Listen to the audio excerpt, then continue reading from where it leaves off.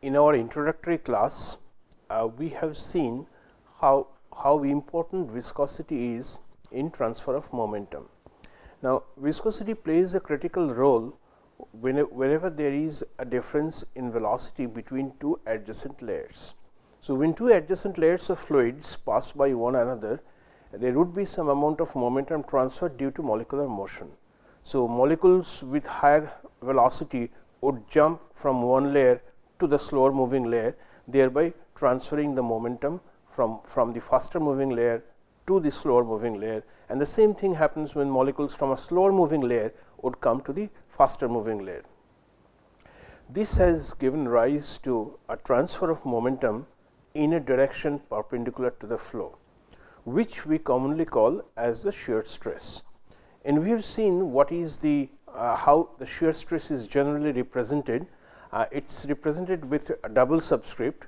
The first subscript refers to the direction of motion, the principal direction of motion, and the second subscript refers to the direction perpendicular to the principal direction of motion in which the momentum gets transported. So, if you think of a layer which is moving in the x direction and another layer on top of it which is also being dragged in the x direction, but with a lower velocity, then the x momentum of flow gets transported because of viscosity in the y direction. So, layers above the faster moving layer, then the next layer and the layer above that, all will start to move in the x direction as a result of the invisible string, the viscosity which binds these two layers.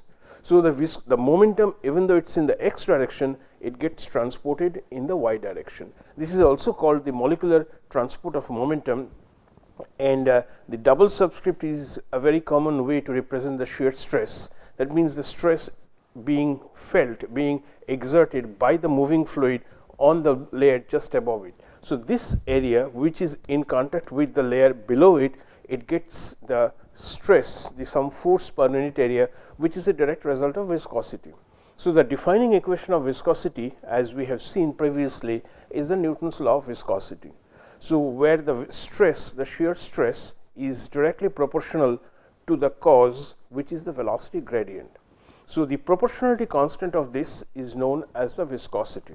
So, the fluids which follow Newton's law of viscosity, that means tau is equal to minus mu times velocity gradient.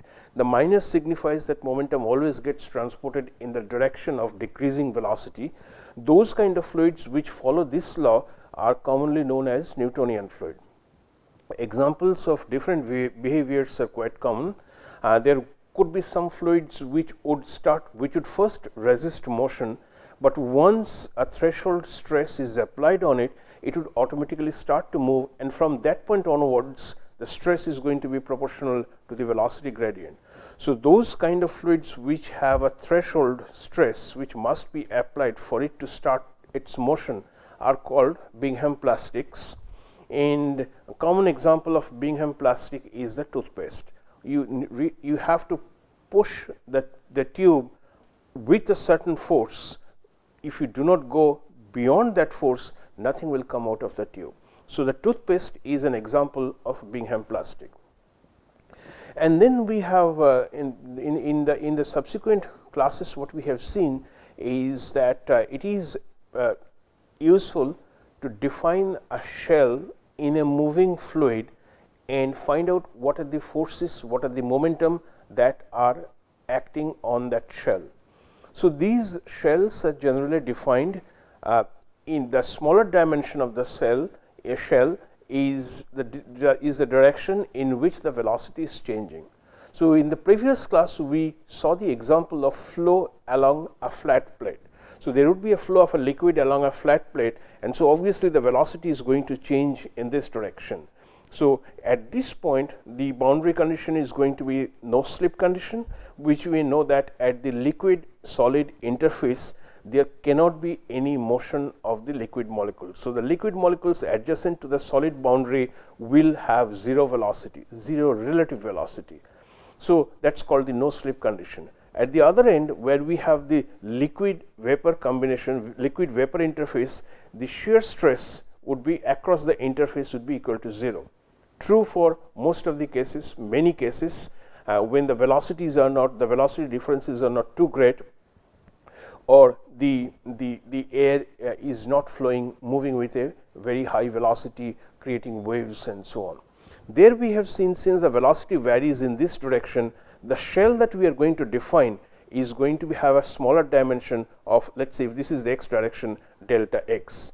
It can be any length and any width, and since we are assuming it is one dimensional laminar flow, incompressible flow, where the density remains constant, the velocity is not going to be a function of the axial distance, it is not going to be a function of the width, it is only going to be a function of the depth of the film. So, for those 1D cases, we should always define the shell as having any length L, any width W, but this dimension is going to be delta x, since between x and delta x the velocity can change substantially. So, we write the physics, we express the physics in the form of a difference equation. So, we understand that there is going to be some amount of flow. If this is my shell, let us say if this is the shell, then I am going to have some amount of fluid which comes into the shell because of its flow, which comes in through this surface. But since I do not have any velocity component either in this direction or in this direction, nothing comes in due to flow through these 4 surfaces. So, flow in will carry some momentum along with it, and flow out will take some momentum out of the control volume. Now, since the velocity is changing in this direction, so some shear stress will be felt by the bottom surface and some shear stress will be felt by the top surface. So, the forces due to the shear which would act on 2 sides of this shell would be tau with the appropriate subscript multiplied by the bottom area, and tau with the right subscripts multiplied by the top area. So, these are the momentum in by convection and net momentum in by conduction, by molecular means, or by viscous transport of momentum. There may be other forces acting on it. For example, this is freely falling, so there is no pressure difference between these 2 points. So, there is no surface force present in it. However, since it is inclined, the component of gravity would act on the volume of the liquid contained in this control volume. So, the only force which is acting on it would be the gravity force, the body force, gravity force. So, at steady state, the sum of all these would be 0. So, the fundamental equation that we are going to write for any shell is rate of momentum in minus rate of momentum out plus sum of all forces acting on it must be equal to 0 at steady state. And then we identify that the momentum can come in as a result of convection and as a result of conduction. Convection is with the flow, conduction is perpendicular to the flow due to the presence of the shear stress. So, once we have the difference equation, then we are successful in explaining or in expressing the physics of the problem in the form of a difference equation which contains the smaller dimension, let us say del x, if x is the direction in which the velocity is changing. So, the next step would be to divide both sides by del x and take in the limit when del x tends to 0. So, that would essentially be using the definition of the first derivative, and out of the difference equation you get the differential equation. So, that was the fundamental of shell balance which we have discussed in the previous class, and we have used an example of flow along a inclined flat plate to clarify some of the concepts. Once we have the governing differential equation, we need boundary conditions, since we are going to integrate that in order to obtain the expression for velocity for such a case. The 2 boundary conditions, the common boundary conditions that one would expect in momentum transport is no slip at the solid liquid interface and no shear at the liquid vapor interface. So, we have used those 2 conditions to obtain a compact expression for the velocity as a function of depth. Once we have the expression for velocity, we would be able to obtain what is the maximum velocity, and and then we should also be able to express not the point value of velocity, but we are more interested into the average velocity. All such kind of averages are always done across the flow cross section. So, across a face which is perpendicular to the flow direction. So, if I have flow in this direction, then I need to find out what is the velocity at every point in an area that is perpendicular to the direction of flow. Okay. So, with that we have obtained what is the expression for average velocity, and once we have the average velocity, then we can calculate what is the mass flow, what is the flow rate, volumetric and mass flow rate of the falling film along the incline.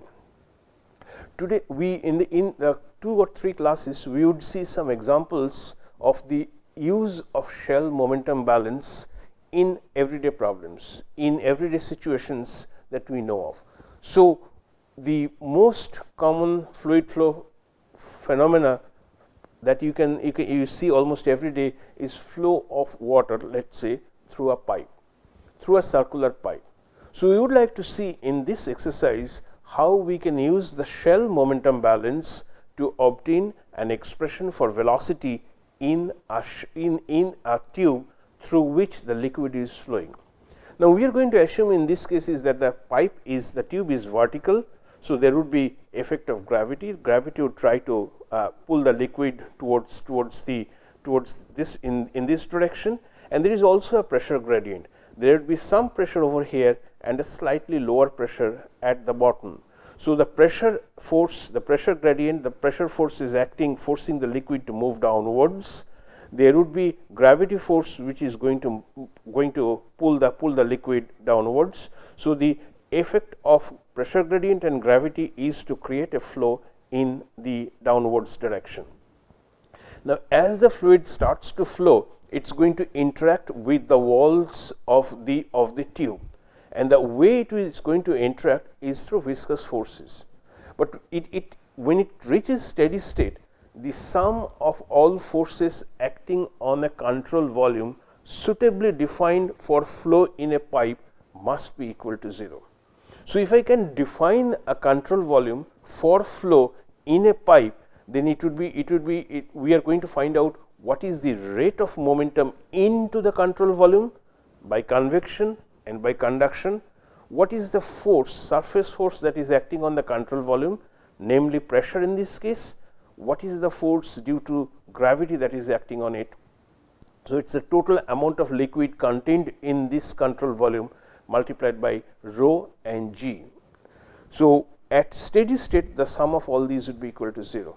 So, with that difference equation we should be able to obtain a differential equation, and we should be able to use appropriate boundary condition for this case to obtain what is the velocity distribution of a flowing fluid in a tube subjected to pressure gradient and subjected to gravity. So, that is what we are going to look in this class and in the next classes, because this would give rise to some of the equations which are quite known to us, and some equations which are going to play a very important role in finding out what is going to be the, let us say if you are designing an experiment to measure the viscosity of a liquid, all of you probably have used capillary viscometer. So, what is the principle? What is the principle on which capillary viscometers work? So, how do you design the experiment? How do you find out how you can relate viscosity with the flow rate? So, there will be many such examples which you would be able to understand once we solve the problem of flow through a pipe. So, that is the first problem that we are going to look at in this class, is flow through a circular tube. So, what you see here is the pipe, so which has a radius equal to r. There is flow from the top, the pressure at the top is P0 and pressure at the bottom is PL. The length of the tube is L. In the r, the radial and the z coordinates are shown in here. Now, we understand that as the flow takes place in the tube, the velocity at steady state and for incompressible cases, the velocity is a function of r only.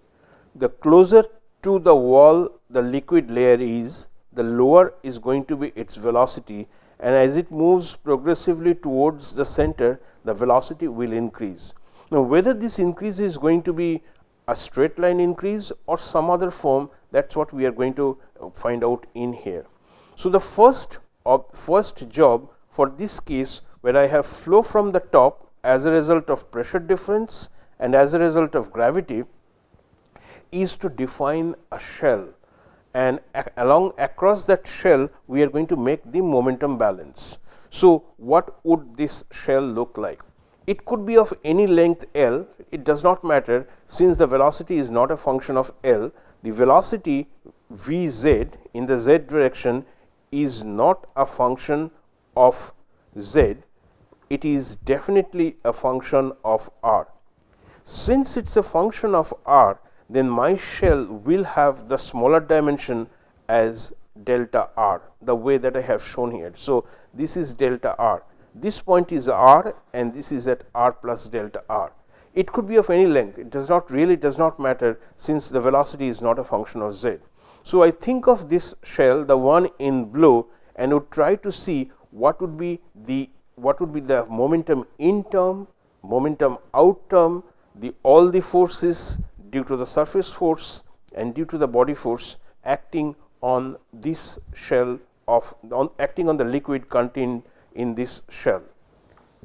So, here I have just enlarged this section in here, and what you see here is that through the top surface of the shell, imaginary shell, momentum gets in by convection. So, the liquid is crossing these points, carrying with it some momentum along with it. But since the velocity is changing in the r direction, there would be a gradient in velocity between this point and so on. So, since there is a velocity gradient, there would be viscous transport of momentum. So, momentum in and out by viscous transfer is taking place to the side walls. So, if you think of the momentum which is in by convection, the area on which it is acting on must be equal to twice pi r times del r. So, it is this area that I am talking about, which is twice pi r into del r. Whereas, when we talk about viscous transport, it is acting at the inner area, and the corresponding area for that would simply be equal to twice pi r L, or if you think about the outer one, it is going to be twice pi r plus delta r into L. So, these are the two different areas through which the convective transport of momentum and conductive transport of momentum is taking place. So, if this, what is the volume of this? It would simply be equal to twice pi r delta r times L. So, this is the volume of the fluid which is contained in this shell.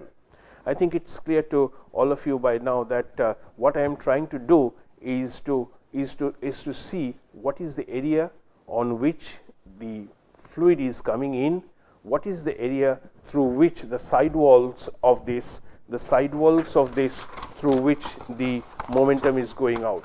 So, if you think of this as my shell which is vertical, then this top area is the one through which the momentum, the convective momentum is coming in. So, whatever be the velocity multiplied by the area would give me the amount of mass which is coming in. The mass of fluid that comes in carries with it some amount of momentum.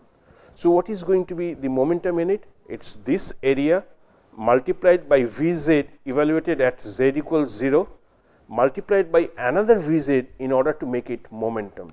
So, that is the rate of momentum coming in through the top surface. Whereas, when you think of the inside area, if I open it up, it is simply going to be twice pi r times L. So, when I open this up, this is the area which encounters the molecular transport of momentum. So, twice pi r L, this area is the one through which viscous transport of momentum is taking place. When you think of pressure, it's this top surface on which the pressure force is acting. Okay. The pressure P0 is acting over here, PL is acting at the bottom, and whatever be the liquid contained in this thin strip of imaginary shell, that is also being acted on by the gravity force. So, the mass of the fluid contained in this strip, which is twice pi r delta r times L times rho times G, would give me the total force acting, the total body force which is acting on this shell. So, what I am going to do now is to write each of these terms and then see if it is possible for me from the basic physics or our basic understanding to cancel the terms that are not important or that are equal to each other. So, that is what I am going to do next. So, when I write this momentum in term, one is going to be twice pi r delta r Vz rho Vz at z equals 0. So, this is the area which is in meter square, this is velocity which is meter per second. So, this makes it meter cube per second, that means it is the volumetric flow rate. Up to this point is the volumetric flow rate meter cube per second. I will multiply that with rho, which is kg per meter cube.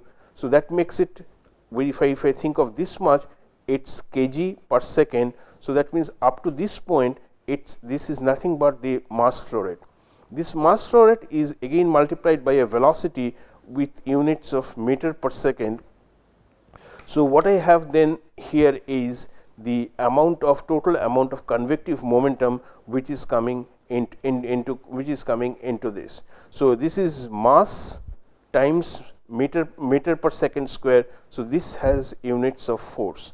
So, this is the convective momentum into the system, and the convective momentum out of the system would simply be equal to again twice pi r delta r Vz rho Vz, but this time it is evaluated at z equals L, that means at this point.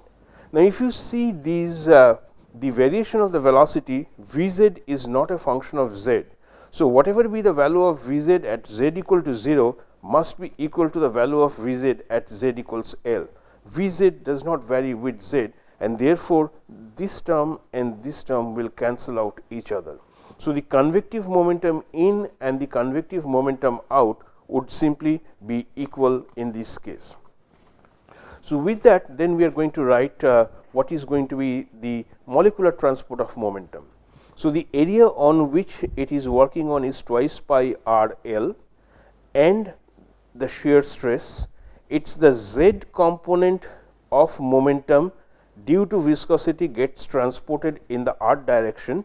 So, therefore, the subscript of tau should be equal to r z. Principal direction of motion, the direction in which the momentum gets transported due to the presence of viscosity, and this is evaluated at r equals sum at r. The one that goes out would be twice pi, the radius has now changed to r plus delta r, the length remains same, tau r z is going to be evaluated at r plus delta r. So, this is the viscous momentum in, viscous momentum out. What is remaining is then what is the pressure force? The pressure force acting at the top of this would simply be the area multiplied by whatever be the pressure, that is P0.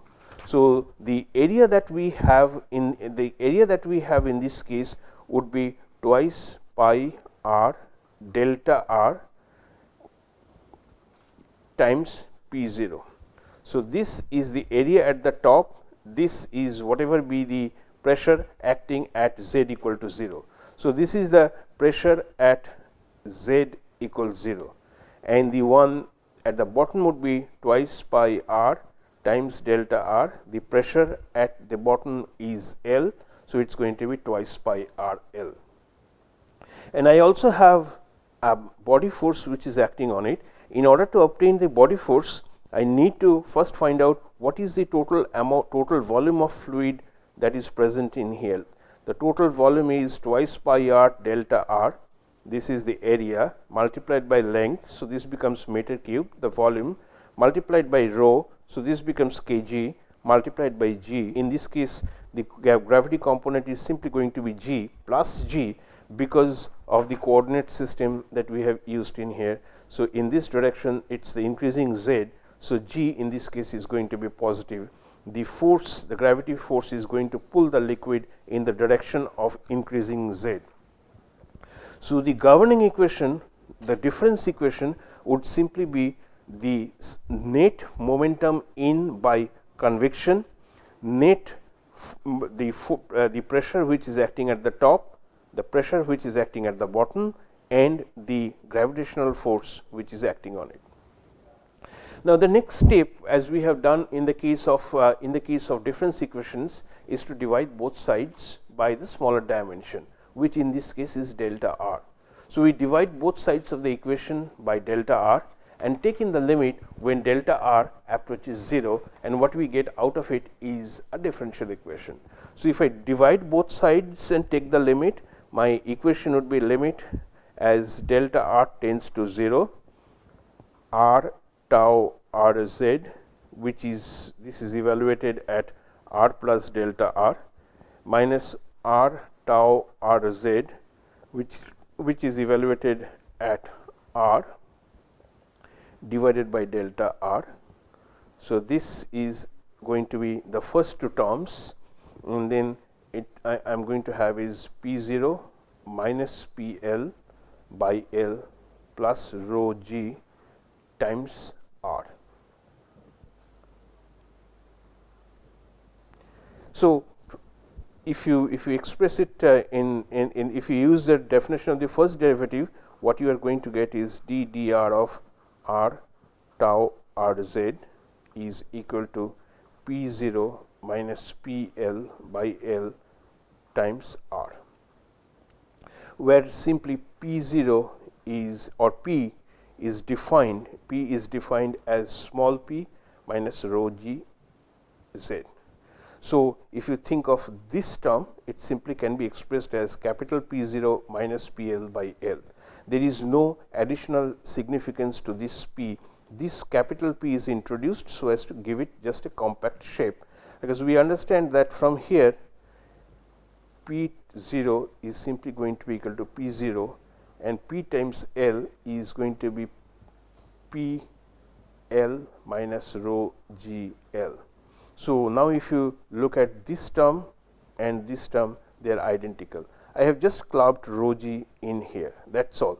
There is no other additional information, additional concept which are required. This is just a definition of capital P in order to have a compact expression. So, then what I have as my governing equation is d dr of r tau r z equals P 0 minus P L by L times r. Once I have this equation, the governing equation, it is to be integrated to obtain the velocity expression. That is what we would like to do. But in order, before we do that, this tau r z must be substituted in order to express it in terms of velocity. And we understand that this tau r z, if we assume the fluid to be Newtonian, then tau r z would simply be equal to minus mu, the variation in z with r. So, once you substitute that in here, then what you have here is then d dr of minus of r times minus mu times dvz dr is equal to P 0 minus P L by L times r. This equation can now be integrated, and that is what we are going to do in the next class. So, what we have done in this present exercise, which we will continue in the next class, is we have found out simply by making a shell balance, we would be able to account for all the factors, all the different ways by which momentum can come into the system or leave the system. We have also correctly identified what are the different forces, surface and body, that are acting on the control volume. At steady state, the algebraic sum of that would be 0. That difference equation can be converted into a differential equation, And once we have the differential equation and plug in the expression for Newton's law of viscosity, then we have a relation of, we have a differential equation of velocity in terms of the physical property mu, in terms of the imposed pressure, imposed condition, operating condition, that is the pressure gradient P0 minus PL by L, and the force field, body force field present, which is G. So, this expression will now integrate in order to obtain a very compact useful relation for the velocity and subsequently the flow rate of fluid through a tube in which there is a pressure gradient and in which there is the effect of gravity. So, that relation we are going to do in the next class.